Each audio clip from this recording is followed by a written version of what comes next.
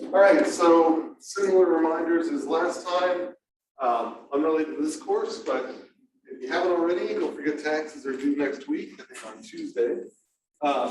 Assignment H, it still has a set due this weekend. I covered most of everything from that. The last unit comprehension assignment that's just based on a single unit. There is, because I wanted to cover two other models, game models today that are important contrasts to the prisoner's dilemma. I pushed the reading that was originally due today to Tuesday. So next week we'll have a reading Tuesday on network science from Melanie Mitchell's book, and then on Thursday from the Walker and Salt book, going back to that book on kind of combining resilience and sustainability. How do we design sustainable systems with resilience thinking in mind? Then assignment, the last unit comprehension assignment, the sort of a final exam review, ZB, that is again final exam review. So that unit comprehension assignment will have a few more points than most unit comprehension assignments. It draws randomly from questions based on all of the other units. So questions that, mostly questions you've seen before if you've done all those assignments, a few extra questions thrown in there as well. You can take it as many times as you want. Highest score is taken. So there's no penalty for taking it again. And every time you take it, it'll look a little bit different. If you want practice from content from before the midterm, there is a practice assignment that's very similar to the one you took before the midterm. It doesn't count for credit. You can take it as many times as you want as well, but you'll see your point scores, but it doesn't actually go into the category that's used to calculate your grade. So a week from Tuesday, we'll have final exam review. If we have some time left over, Thursday is sort of a short meeting, so if we have time left over, we'll start on that there. But a week from Tuesday, we'll have a lecture period just for review stuff. And so then after that, and so that'll be the last week of class. So Wednesday, that's when your project is due. So you've got deliverables to upload there. So sort of your presentation of your project gets uploaded to the appropriate Canvas pages there. Then on Thursday of that week, the last week of class, we'll have the stage 1 exam. Again, just like the midterm, I'm gonna have it available multiple days. So probably Thursday, Friday, Saturday. Then on Saturday, your peer reviews will be due. So basically, after you submit your report or your projects on Wednesday, then once I see that everybody's projects are in, I will tell Canvas to randomly assign probably 3 projects to each student, so that then by Saturday, you'll take a look at your assigned ones and you'll review that person's project. And there'll be a rubric that you sort of fill out and leave some sort of constructive comments. I'll review all the feedback. And then so you then will get feedback from about 3 of the other students on your project. And then when I come up with the scores for the projects, it'll be a part based on my assessment and then what I can see how well you communicated the idea to the other students reflected in those peer reviews. And then, and I believe it says on Canvas, but I believe it's Tuesday, that's when your stage 2 exam will be available during finals week. So I think I'll make it available probably like Monday, Tuesday, Wednesday. In fact, I might make it available just through the whole week of finals week because it's auto-graded. So I don't really need a whole lot of time after the scores are in. So that's the basic schedule for the graded assignments. There is a bonus assignment April 24th in the evening, 6 p.m. on Zoom. It's a webinar. You have to register for it to get the Zoom link. That would add 5 points to your reading exercises category. So that bonus, it's sort of it's not really a talk. It's I think going to be a little bit more conversational between 2 panelists who run this Ask a Physicist webinar, and their guest, who is a biologist from the UK who studies how plants process information from their environment. And so I think the title of it is something like, Are Plants Intelligent? So that's totally optional, but there's some bonus credit there. The other thing is course evaluations open tomorrow. So those are, if you go to whatever, myasu.edu/evaluate or something like that. I think I've actually put the link in the calendar. Those will be due, I think, the Thursday of the last week of class. So I think it's the 27th. So if you're interested in evaluating this course or any of your courses, that opportunity will come up starting tomorrow and then for about 2 weeks, so not quite 2 weeks. Just so you know, the course evaluations, how those are used, the numerical scores that you fill in, the Likert scales, those go into helping determine things like merit increases and for your instructors, as well as if they're going up for promotion, it can be a part of their dossier. The text input that you put into there really doesn't get used much for those things, but is given directly to your instructors a couple weeks after the grades have closed, and it's anonymous. So if you're interested in giving feedback that you think would be helpful to the instructor, then that's what those are for, sort of to help sort of say, this is what worked, this is what didn't. That helps the instructor kind of make those deltas. Numerical scores do that as well, but those numerical scores are the ones that are aggregated, and then the averages are actually play into the sort of review process for the instructor. So that's how those things work. That opens tomorrow if you're interested in that. So any questions about the timeline moving forward? Yeah. What's the difference between assignment ZA, practice, and ZB? So the ZA is only pre-midterm material. The ZB is only post-midterm material. So like the first half. First half of the class. Yep. So first half of the class is summarized here for no credit, but plenty of practice. And the second half of the class is here, and that will be a unit comprehension assignment. The final exam will be cumulative, and it'll be the same length as the midterm, so that we can pack it the two-stage exam, one of the stages, into a class period. But there will be kind of a bias, I guess, towards the stuff that you haven't seen on the midterm, so stuff after the midterm. Wherever possible, I'll try to integrate those sorts of things so that we can talk about post-midterm stuff while still having opportunities for you to use what you've learned pre-midterm. But yeah, I do want to make sure the final exam is comprehensive, so that's why I'm giving the opportunity to practice these things. Any other questions? Yeah. So after the peer reviews, is there another submission, or is just that the last? So yeah, the submissions you have is you turn in your project on Wednesday, you do your stage 1 exam on Thursday, your peer reviews on Saturday, and then the stage 2 exam is on Tuesday. The only other thing that if you want to do this bonus, I think it's due like the Sunday of this sort of like the Sunday after peer reviews are due. But there's no other assignment. So this ZB is the last unit comprehension assignment, and then so really your project and your peer reviews are the only other non-exam assignments after that. So the peer review is like you're like grading the other person.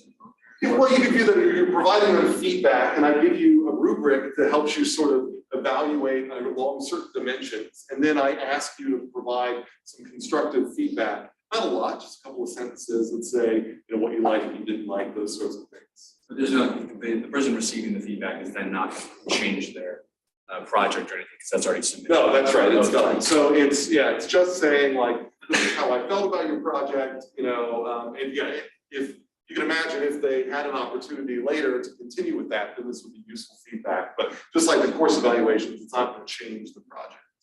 And the feedback, of course, you'll be able to see who you're evaluating, but they won't be able to see who the evaluators are. So any feedback you give them will be anonymous. All right. Any other questions? Okay, great. Well, so an outline of what I wanted to kind of cover today are 3 sort of core things that I want to make sure that we have down before we leave this unit. So we've talked a lot about the prisoner's dilemma, and I'll briefly review it in a second here. And I want you to see, so again, this is kind of an outline of what we're doing today. And so, as I hope I'll sort of emphasize here, this is sort of a generic cooperation model. And it's a little sort of stereotyped and maybe not realistic and not tied to specific problems in sustainability. I'll say in SUSTI, which is an abbreviation we sometimes use. Example, it's not really equal to the tragedy of the commons. It is a tragedy, it is a dilemma, but there's no commons in it. So although we sometimes, if we need to teach about game theory and sustainability or whatever, we often will introduce the prisoner's dilemma, and we might say, and by the way, there are things like the tragedy of commons that are kind of related to cooperation and defection. So you could imagine the tragedy of commons might provide us some insights, but the insights that we get from a prisoner's dilemma are very shallow. So we don't really learn about a lot of the core problems that go on in many sustainability issues. So it's a useful kind of thought model to start with, but it's a little harsh. It's very much dialed up on how good it is to defect. And that is what, and it's set up that way to say, like, in a world where cooperation is like this, where defection is just so tempting, how could we possibly get cooperation? So it pushes us into a bizarro world where all of our outcomes are either like super great for us or mildly okay, or super great for me, but mildly okay for us. And in that weird, bizarro world where I can either greatly benefit myself or maybe slightly benefit us, then how can we possibly get cooperation to evolve? That's sort of what Prisoner's Dilemma was set up, but it is a bizarro world. So other tools that we're gonna sort of talk about here is like Stag Hunt, which we briefly introduced last time. This is where we dial down the temptation to defect. And we actually sort of think this more of like a public goods problem. And so we'll say this is like similar to sort of like thinking about public radio donations. And so there are a lot of public good problems that we worry about in sustainability. And what we'll see with the Stag Hunt is that there are other organizational barriers to cooperative behavior. And so that is sort of the advantage of moving away from this monopoly board game model of cooperation with privilege dilemma to something a little bit more specialized, because it reveals to us that in the special case of a public goods problem, you not only have to worry about some of the kind of cooperation features you learn about in prisoner's dilemma, but the core issues really aren't like how do we deal with the jerks of the world. The core issues have to deal with, given that everybody's not a jerk, let's assume that everybody's not a jerk. How do we manage to get a group of non-jerks, reasonable people, incentivized enough to cooperate with each other, despite some organizational barriers preventing that cooperation? That's really what we're going to sort of talk about in the Stag Hunt. And then finally, we'll conclude with the hawk-dove game. And so if the Stag Hunt is really about, we'll say the Stag Hunt is really about coordination and what we'll say positive externalities, and we'll talk about what I mean by that. The hawk-dove game is really about competition and negative externalities.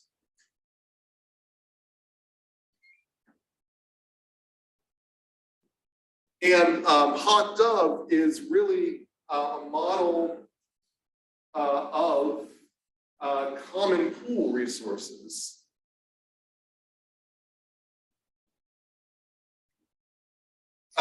And so this really is much closer to the tragedy of the commons.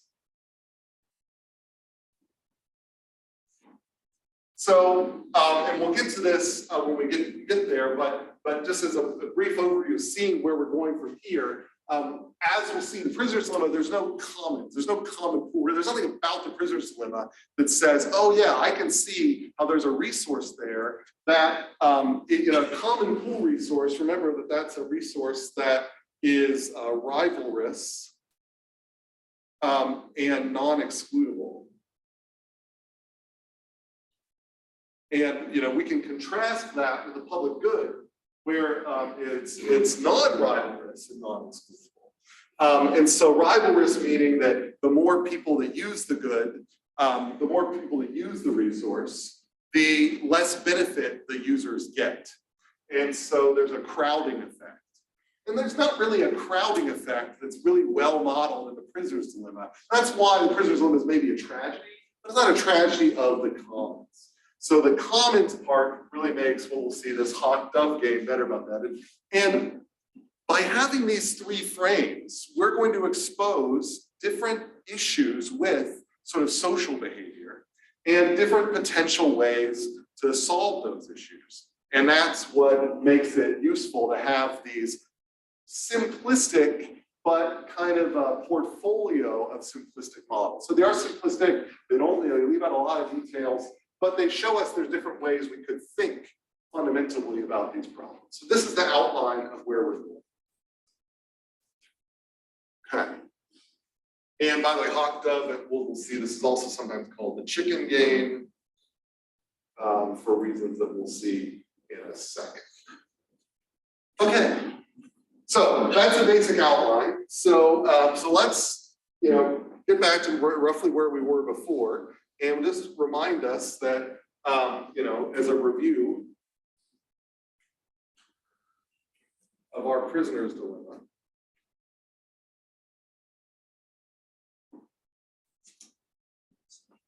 Again, this is a generic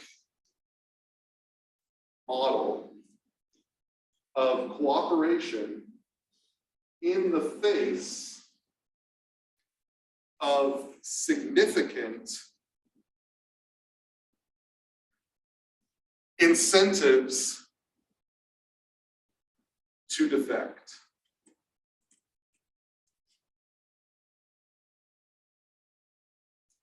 And so, you model it with player B or prisoner B. They can either be silent or they can testify against prisoner A. Likewise, player A can either be silent or testify. And if we divide up that payoff matrix,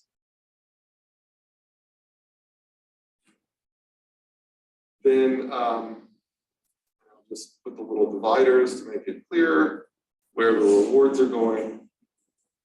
And so then we see that if they're both cooperating, they get a particular reward for cooperation. I'll call it R.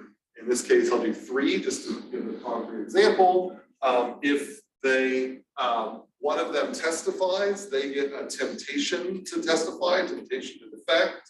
And the person that they testify against, who is silent, gets the sucker's payoff. So again, you can think about these are years taken off their sentence. If they're both silent, they get 3 years taken off their sentence. If one of them testifies, the other one's silent, the silent one that was testified against gets the full sentence, but the one who testified gets 5 years off their sentence.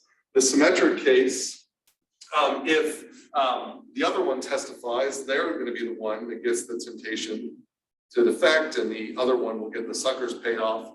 And then if they both testify against each other, well, they sort of help the cops out, but not that much. And the cops have got double the information, so they have less incentive to sort of help these out. So then they get this sort of punishment for mutual defection. So they both get 1 year off. And so when we look at this, we see that there is that the key aspect of the prisoner's dilemma is that this bottom right corner of all defection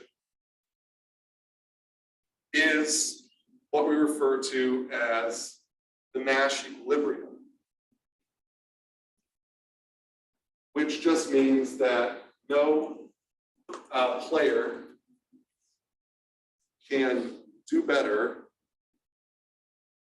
with a unilateral change. So if one player changes and the other player doesn't, then that player can't improve. So this is almost like a no regret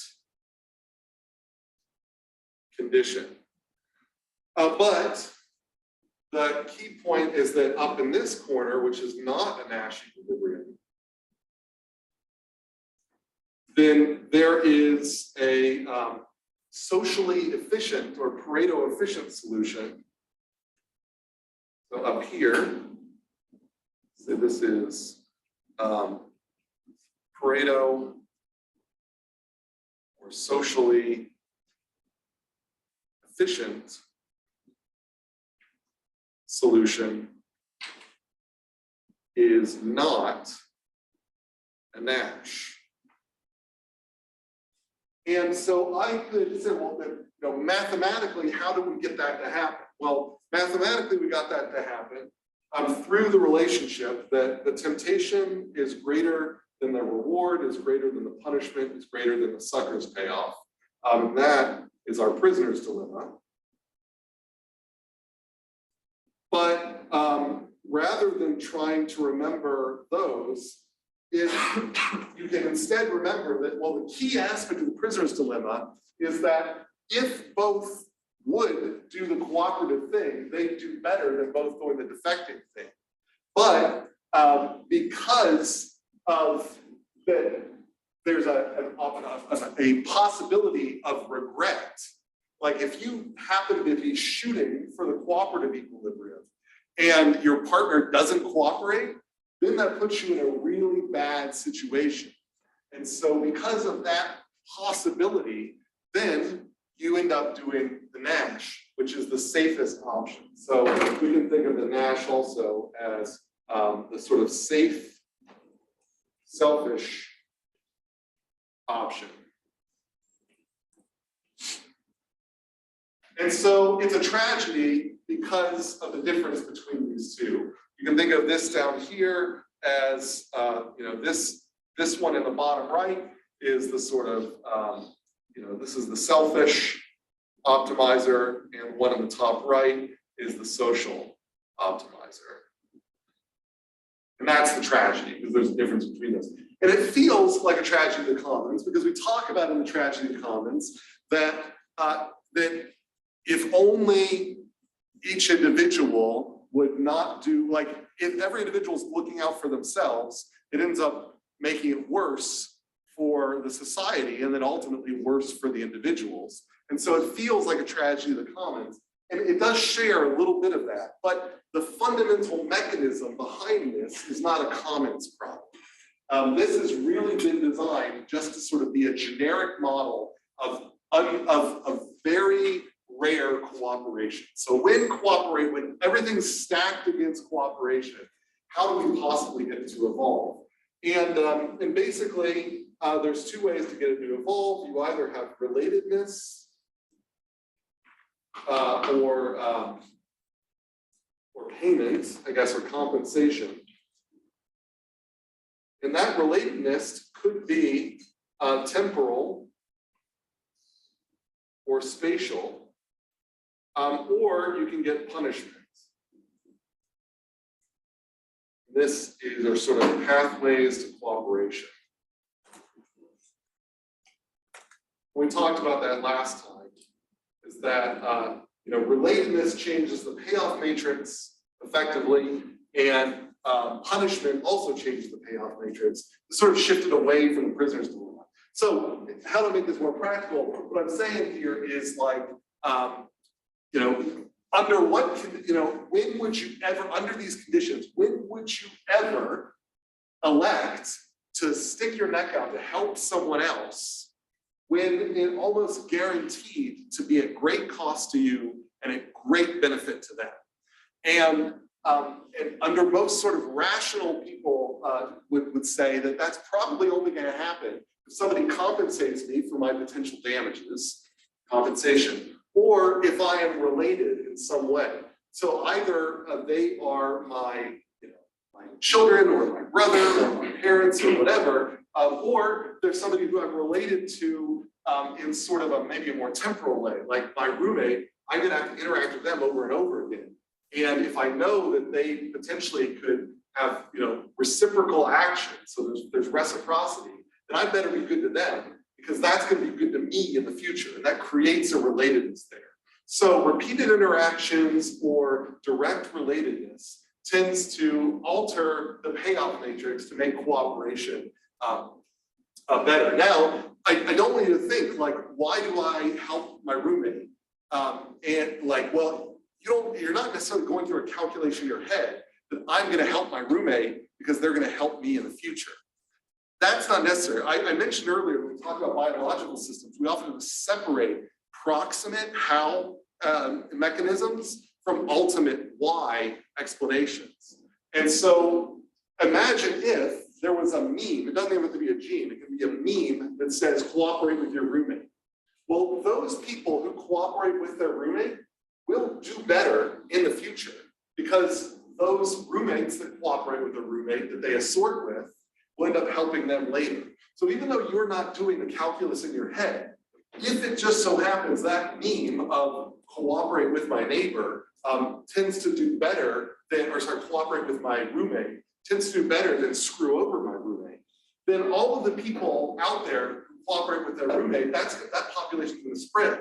You're going to bump into a friend of yours, and your friend's going to say, "Oh, things are just terrible at my house." So why are they bad at your house? Oh, well, I ended up stealing all my roommate's food, and now they're pissed at me. Like, well, then why did you steal all your roommate's food? I was hungry. Like in that situation, you're like, well, that's kind of your fault. You were sort of asking for it. So the next time that person gets a roommate, then they sort of think, well, maybe I won't steal their food. Well, that's an example of a meme having greater fitness because those who don't steal a roommate's food tend to actually do better off, and they're obviously better off, and that might get mimicked by other people. That's what we call social evolution. Or so that's kind of an example of like, even if you're not doing the calculation in your head, if you do better, then it's possible that strategy will spread either genetically or mimetically. But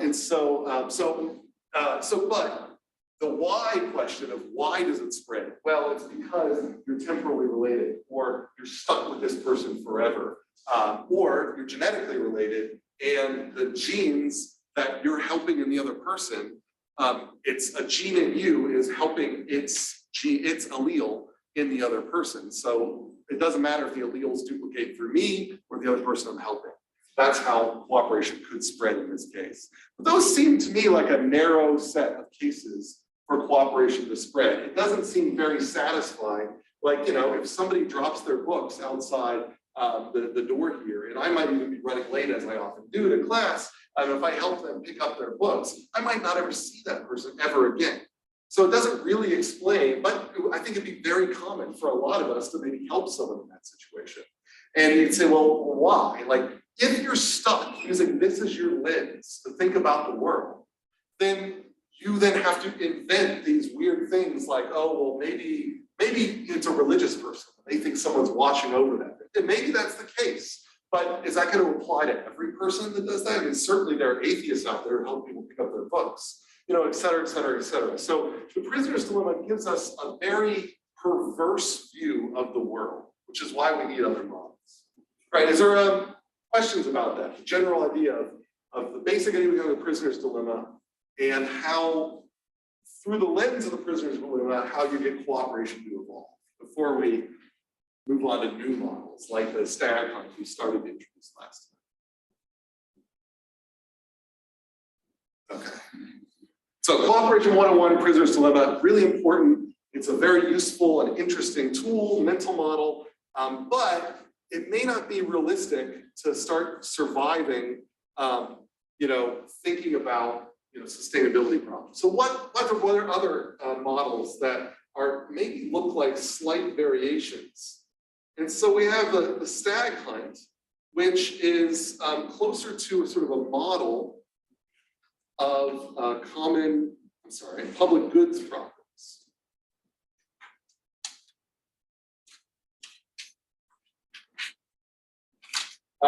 Or more specifically, positive externalities. Now, what do I mean by a positive? Does anybody maybe took a microeconomics course? Does anyone remember or can give me a guess as to what I mean by a positive externality? Yeah. It's something that has a positive impact on others. So like when you wear nice smelling perfume, other people like the smell of it. But you could also say a negative externality could be someone's allergic to lavender or something like that. Right. That's great. I love that example. So, so a positive externality is basically a benefit to someone else resulting from your action. And but you often, do not include their benefit in your decision making. So basically, economists use the term externality to mean is not included in your decision making. So I chose to drive an internal combustion engine car to work today. That choice benefited me. I got to work, but it put carbon dioxide into the air. That put a cost on everyone else. And I might not have considered that cost when I drove to work. Now, if I bought a fancy, license plate that ensured the state put carbon offsets for my carbon use, then now I am sort of pricing in the negative externalities to everyone else. Because now when I decide to register my car, then I realize it's going to cost me more. Now I'm feeling the externalities that I'm putting on everyone else. But if I have a normal license plate, I get in the car I drive, and this cost to everyone else is not included in my decision making. That makes it an externality. That's a negative externality. A positive externality is like this example. For whatever reason, you put on perfume and you put it on for your benefit. Maybe you like the smell of it. Maybe you are trying to attract the attention of a particular person. But other people benefit as well. You don't really care about their benefit, but they're benefiting. Technically, that's also a bad situation because you sort of deserve a little bit of compensation for the benefit that they're getting, and yet you're not getting it. So like public radio is an example of one of those sort of things. You might donate to public radio, and that might help them put higher quality content on the air, but other people listen to public radio, don't donate to it. So public radio is a public good, meaning that it is funded by donors, but the benefactors, the people who actually receive the benefit of public radio include the donors and a wide range of other people who are donating. So positive externalities are benefits to others that are not factored in the decision-making of the person doing the action that benefits others. In the prisoner's dilemma, there is a little bit of a notion of a positive externality. If I look at the payoff matrix in the prisoner's dilemma, then I can see that, if we both stay silent, if we both testify, then we're both going to get like a 1. If I choose to cooperate, then I'm going to lose out because I'm paying the cost of cooperation, 0. But the other person is going to get a benefit. Theirs goes up from 1 to 5. And so that idea, I cooperated because I thought I was trying to help myself, but I ended up helping someone else instead. And that wasn't really what was on my mind. I thought it was best for me to cooperate. And so that's an example of positive externality, but it's dwarfed by the difference between the temptation and the reward here.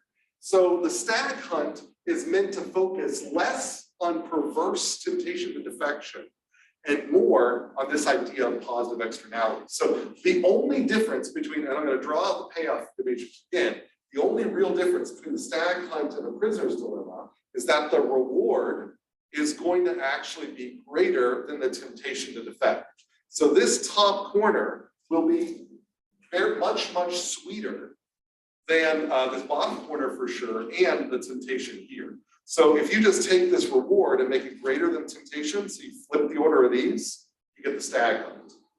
And so let's write that out. So our stag hunt payoff matrix. Again, the narrative that I'm going to tell here is we've got hunter B either can go after a stag, which requires the help of hunter A to be successful, or a hare, a rabbit. And if it goes after the hare, it doesn't need any help to be able to find the rabbit. But if both are going after the hare simultaneously, maybe it's a little harder to find a hare. But in general, you know, if you're going after a hare, you're going to find a hare, you're going to get some benefit. It might take you a little longer if everybody's looking for the rabbit, but generally, you are going to find a rabbit. But if you go for a stag alone, you'll never be able to take down the stag alone. So the way that looks, you got hunter A over here.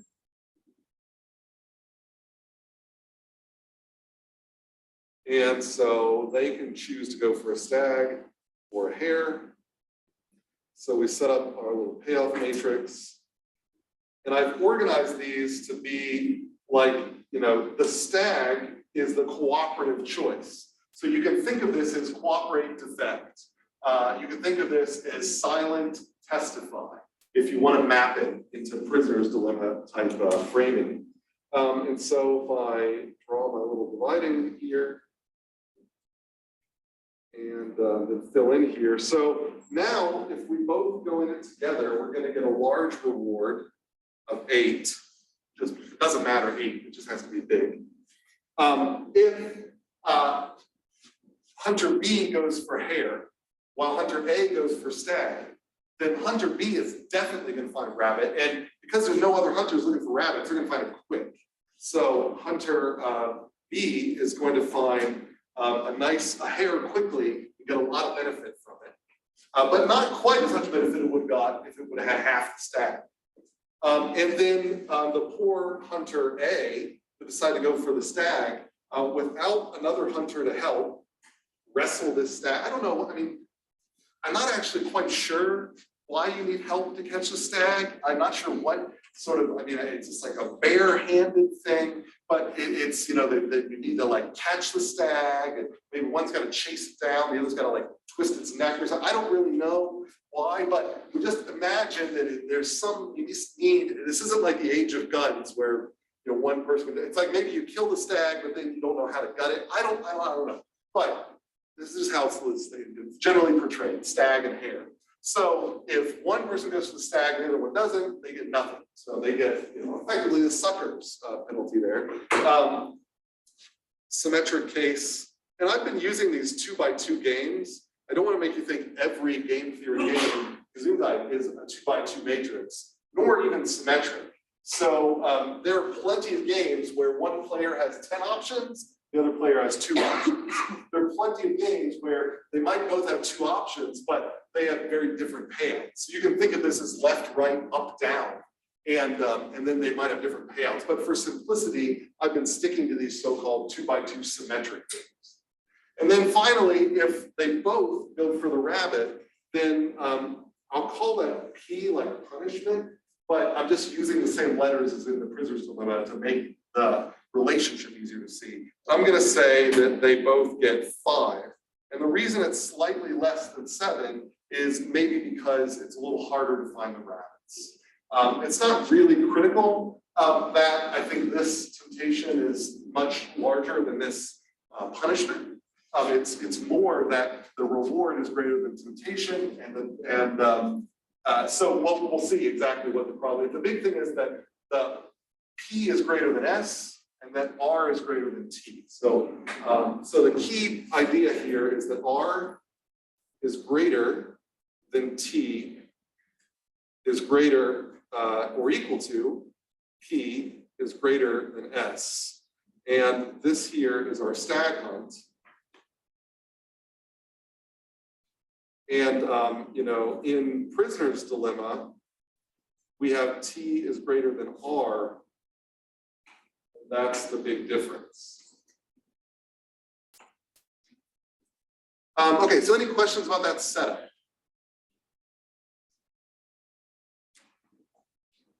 Okay. All right, so just like I said, the prisoner's dilemma is characterized really about the number of equilibria and the place of them. Same thing here. Yeah, mathematically, this is what defines a Stag hunt, but the salient features of a Stag hunt are that it has two Nash equilibria. And I'll highlight these. The top left and the bottom right are both Nash equilibria. So I'm just going to highlight those both in yellow, emphasize that.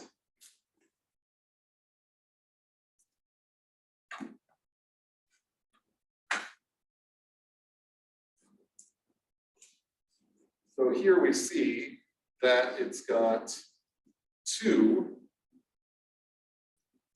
Nash equilibria. And we can see that they're both Nash equilibria because we can say, again, it's about the unilateral thing. If you're both playing Stag, then if hunter A keeps playing Stag and you go and decide to play Hare, then your benefit will go from 8 to 7. That's no good. If you're both playing Stag and hunter A decides to then switch to Hare, then its benefit goes again from 8 to 7. So the fact that 8 is greater than 7 means that Stag is a Nash equilibrium. But then similarly, because the P is greater than S, then that means that both going for Hare is also a Nash equilibrium. So if you both happen to be playing Hare, then you'll have no regret about both playing. If you both happen to be playing Stag, then you'll have no regret about both of you playing. The only problem is if you have opposite choices. If you decide to play Stag and they play Hare and vice versa, then that is not a Nash equilibrium. So, and so we're going to see that this particular case is that the Stag hunt is what's called a coordination game.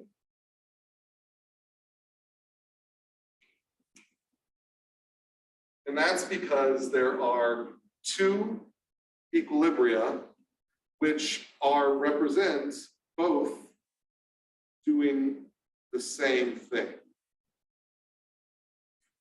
So we've got the Stag-Stag equilibria and the Hare-Hare equilibria.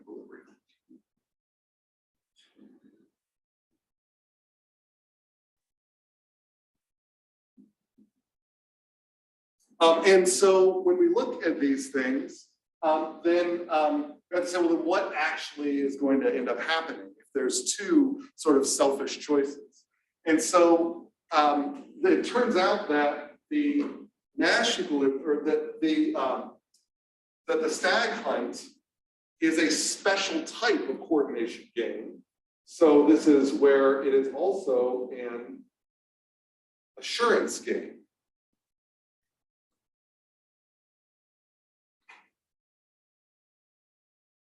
And that assurance game is because that, well, we're going to say that let me define two things first. The Stag-Stag equilibrium, we're going to call payoff dominant. And that just means that it's the socially efficient equilibrium. It is Pareto dominant with respect to Hare. It is socially better to play Stag-Stag than Hare-Hare. So the society of the two hunters would be better if they all played Stag rather than all playing Hare. And that's why we refer to that to be payoff dominant. But wait, there's more. The Hare-Hare equilibrium is what's called risk dominant.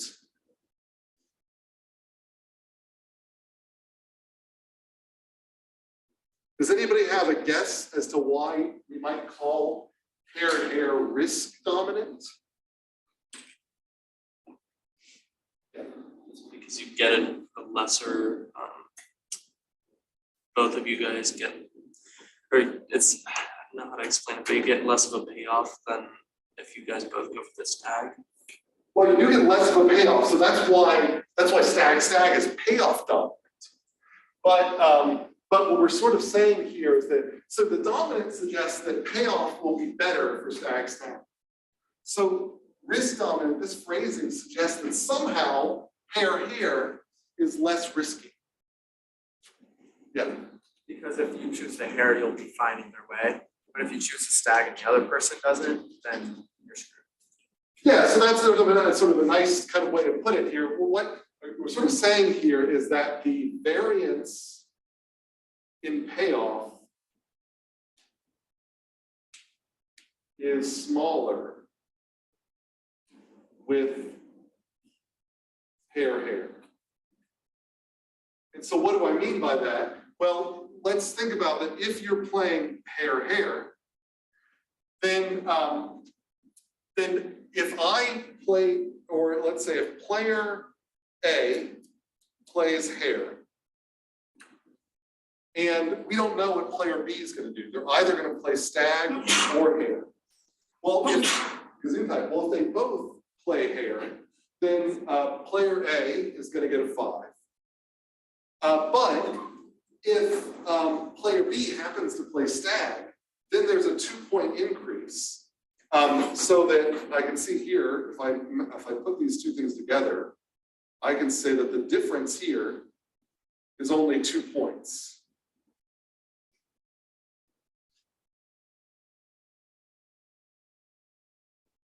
Now, if I do the same thing for stag and say, what if we're both playing stag? Well, if we're both playing stag, and then let's consider the change if the other player starts playing hair. Well, if we're playing stag, I get an 8. Great. But if the other player switches to play hair, then my 8 goes down to 0. So now, if I were to go in here and say, if I look at these two, this here has a difference of 8. So I can see that if I don't know what the other player is doing, then I can just chalk up my reward outcome to having variance, having randomness, having uncertainty.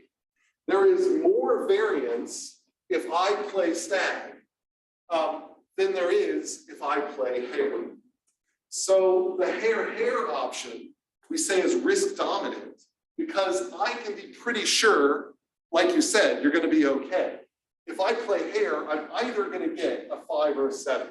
That's just a 2-point difference. It's not that much. So there's my average payoff is 6. And it has a variance or standard deviation, whatever. It has a variance that's captured by 2-point spread here. Now, if I play stag, I'm either going to get an 8 or a 0. So my average payoff is going to be 4 with a giant variance. And so that, even though this provides higher payoff dominance, if I have high uncertainty about the other player, it's just safer for me to play hair. So we see now kind of a different reason why you might get the evolution of defection, is it has to do with an uncertainty about what the other person is doing. It's less about being tempted to defect. It's more about just not being able to figure out what the other person is doing. And so really this exposes that, the stag hunt is a coordination problem. It's how do we coordinate these two so that we can give them confidence that one individual is going to act one way or another. Now, there are some cases where you will still go for a high variance option, like playing stag. Like as an example, this is the kind of classic thing. You're on a game show. You're given an envelope that has $800 in it, or you're given an envelope that either has 0 in it or 1,600 in it. If your rent is $500, then the $800 envelope covers your rent, and there's no chance you're going to get a 0. So you should just go for the 800. But if your rent is $1,000, then you're still out of rent if you choose the $800 envelope. But there's at least a 50% chance you're going to make rent and have a little bit extra to spend if you go for the other envelope that's 0 to 1,600. So we refer to that second case as a so-called stretch goal. If your performance target is greater than the average reward, you go for variance. If your performance target is less than the average outcome, you minimize variance, you go for payoff. And so this already is suggesting that different people might choose different strategies based on their kind of risk background. So it provides us a very different way to think about why people defect and why people cooperate. And that's what makes the Stag hunt a much richer and more interesting model. It really captures that it's about information, it's about coordination, it's about signaling, and so on and so forth. And that why it's much more useful than a prisoner's tool. So there are questions about that, how the Stag hunt is a coordination game because it has 2 Nash equilibria that correspond to matching strategies. You have to coordinate with the other. And it's an assurance game because one of those equilibria has much higher reward variance than the other.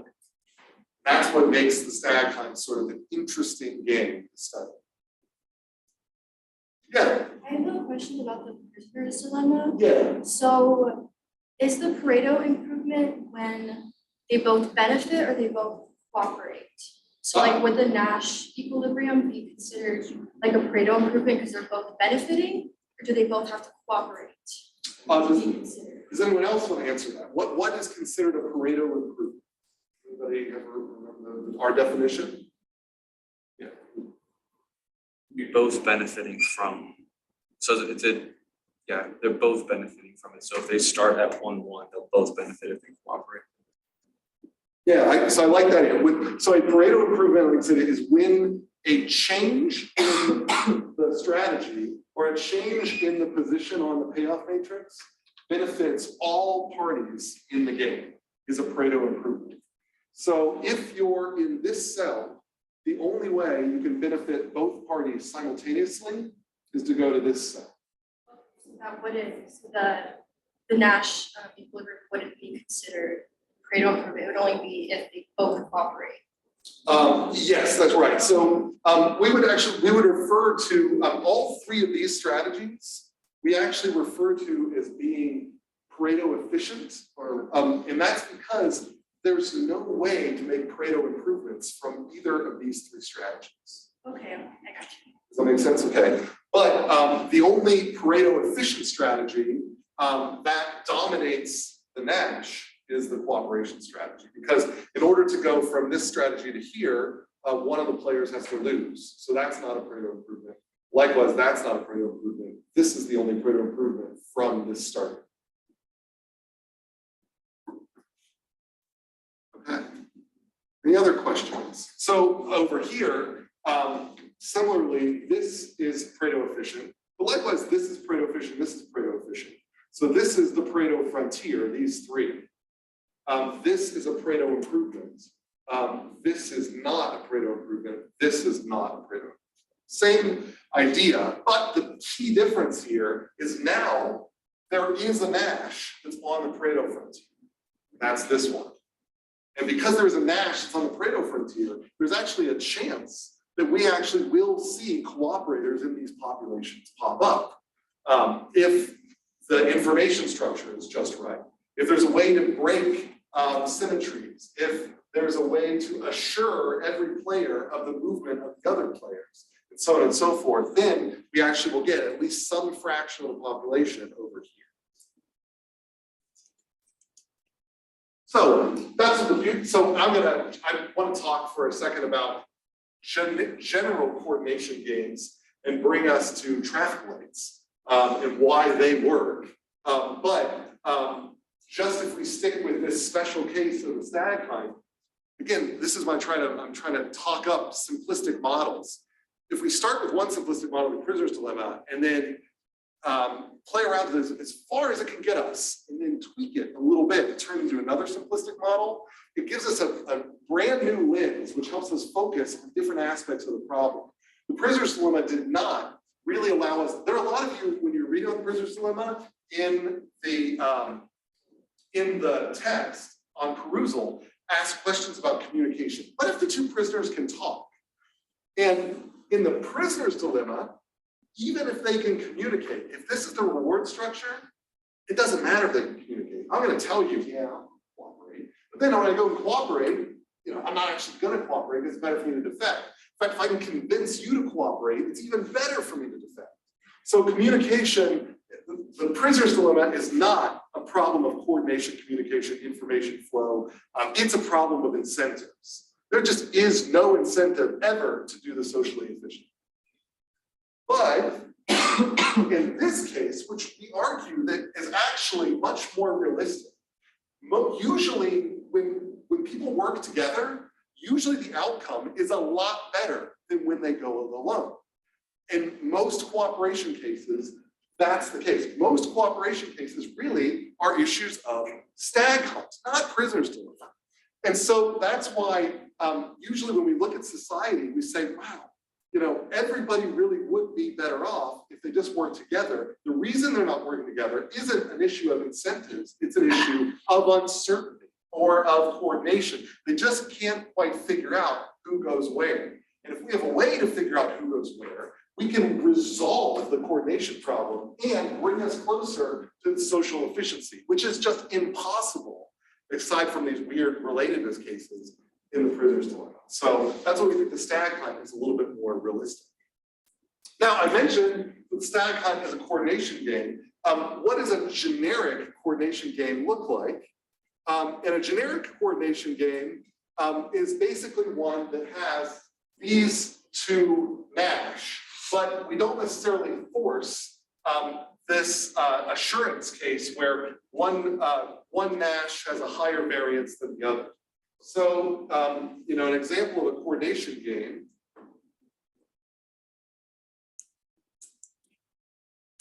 that is not an assurance game is an intersection.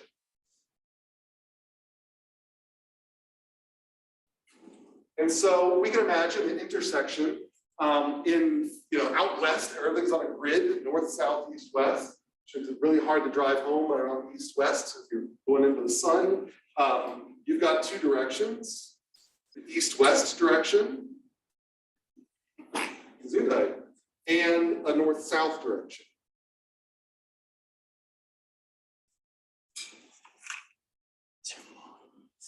And you can imagine then that the two players have to decide on who has access to the intersection. In other words, who gets to go through the intersection. And so there's two options. So you can say north-south gets to go through the intersection, or you can say east-west gets to go through the intersection.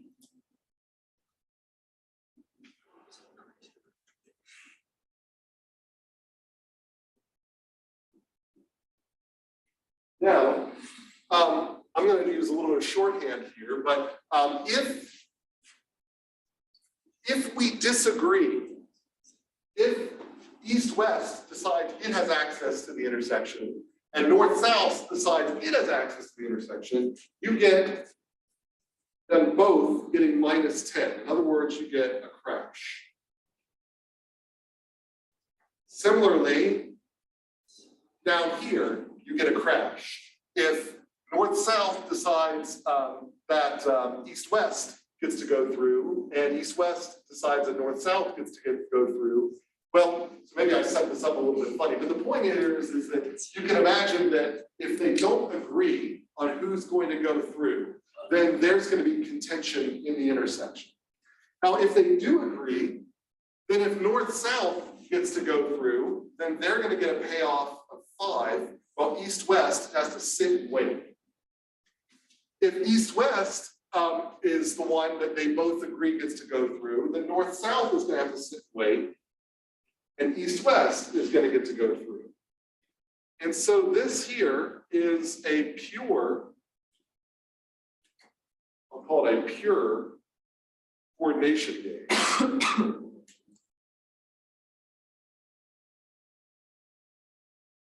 And so, we've got, so the two Nash with equal reward variance.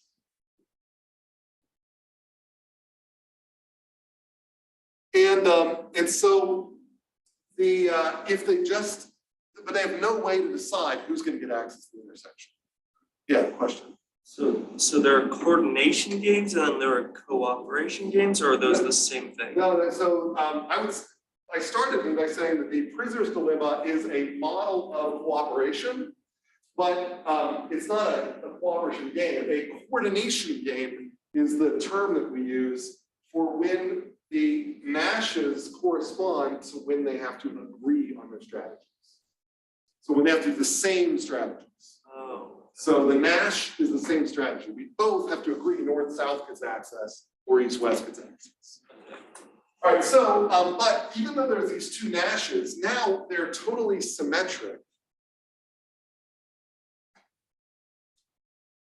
And so there's no way to determine who goes where. Like in the stag hunt, at least there was that risk thing where you could say that, well, even though there's the one was payoff dominant, because we have so much uncertainty, it's going to be more likely for everyone to go with the hare because that's risk dominant. But we don't have any such asymmetries here. So we have a hard time figuring out who goes where. And if 50% of the population goes one and 50% of the population goes the other, there's going to be a lot of collisions in the intersection still. So it's ultimately not going to be very good. So, so this example is what caused game theorists to come up with this notion of a correlated equilibrium, which is why we have stoplights.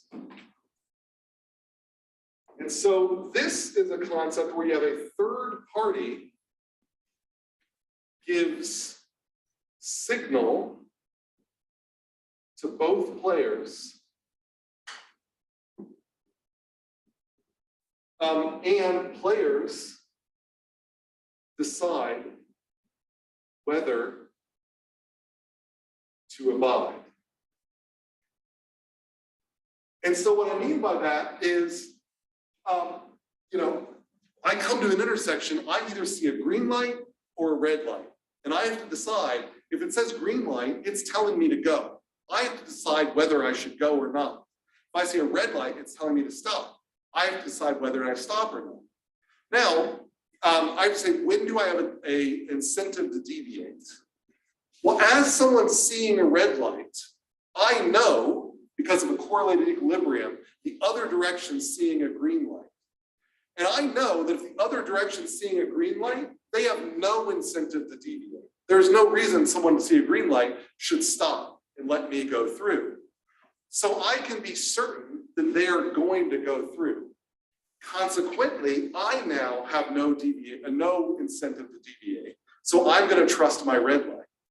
And that ends up resolving these things. And so a correlated equilibrium is when you have a third party which effectively breaks the symmetry and changes the game to, should I deviate?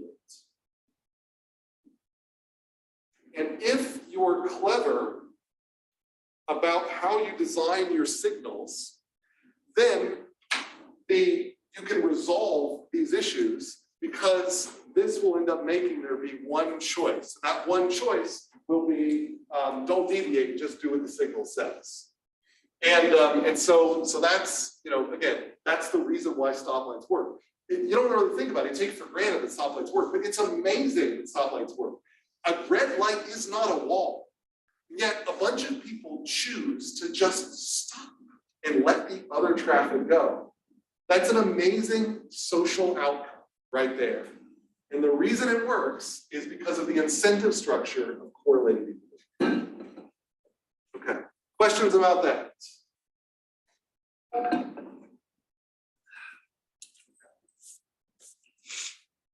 All right, now I've mentioned a couple of times that you can have the only other sort of generalization here that I don't want to talk very much about, but there are ways that you can further generalize the stag hunt for public goods problems. And one example that I shared a paper on is called the in-player stag hunt, where instead of having 2 players, you have more than 2 players playing the stag hunt. And if too few play stag, there's no benefit to stag hunters. But then above that, you do get positive externalities. And this is very much, like the public radio model. If only 15 people pledge to their public radio station is just not going to go on the air, nobody's going to benefit. But if maybe 15,000 people pledge, then the public radio station can serve the whole city and nobody else needs to donate.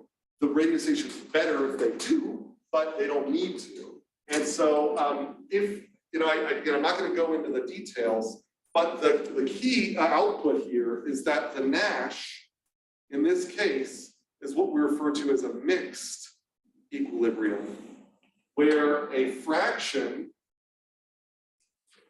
of n players play stag and another play hare. And so this idea of a mixed equilibrium shows up in a lot of games in game theory. It's not a pure everybody defects or everybody cooperates. It's a mixture of the two. And that also is, much more like examples of cooperation that we see in real life. You don't have everybody's a jerk or everybody's a schmuck or a sucker. You have a certain number of cooperators and a certain number of people who go it alone. And depending on the incentive structure, how many of each kind of changes. And that's what we find in examples of this in player. And this also again, it's interesting that this explains the outcome we see with problems like public radio. You can predict exactly what goes on with public radio using this simple in-player stag. Now what I want to close on here, pivoting off of this Nash equilibrium, is the last game that I want to introduce you to is the hawk-dove game, which is a model of competition for negative externalities. And this is our tragedy of the commons.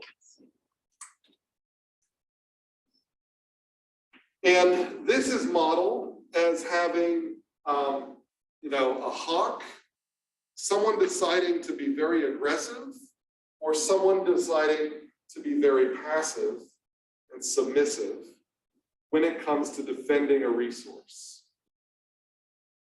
And this has also been called the game of chicken, like Fast and the Furious sort of chicken, or well, not exactly, but 2 cars are more like grease, I guess. 2 cars going into action and deciding whether to swerve. So the chicken version, which is identical, is got swerve as one option and straight as the other. So I'll say swerve and straight.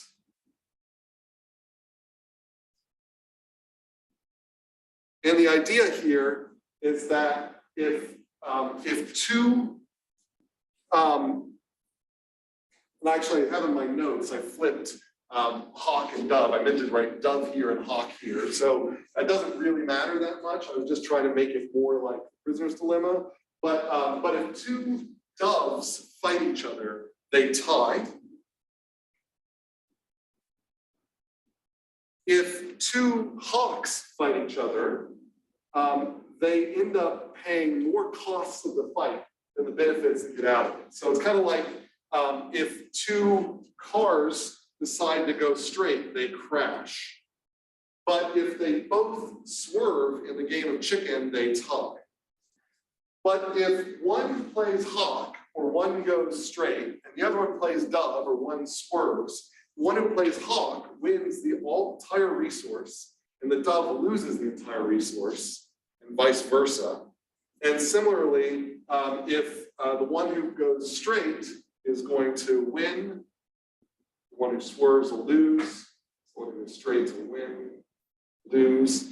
And the key thing here is that win is greater than tie, is greater than lose, is greater than crash. And if we think about the prisoner's dilemma, then this is the switch. So in the prisoner's dilemma, it would be X greater than L. So that's the key difference. And so I don't want to keep you much longer, but the punchline here is that this is what's called an anti-coordination game.